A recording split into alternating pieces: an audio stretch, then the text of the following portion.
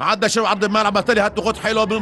محمد ابراهيم والتصويب والهداي الثنائيه الجميله بين شلبي وسبب فيصل بتاع خطوره خطير هوبا التصويب والهدف حلوه بالقدم اليسرى تروح والتعدي قبل 24 بطاقه صفراء الكره الكبيره للبلعوطي وحطها سام يتقدم مروان يشوط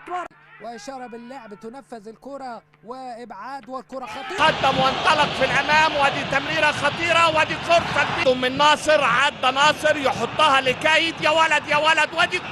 تقدم للنادي الأهلي ودي كرة عرضية خطيرة الإبعاد مرة تانية ودي تريزيجيه يا عيني للجزاء داخل عبد الله و11 متر داخل حسام وعايز يسدد لكن بترتد ودي كرة ولم يتردد وحط تمريره لشريف يا عيني على الترقيصه ويا عيني على الظهر المخيف ودي كرة صوته جرادو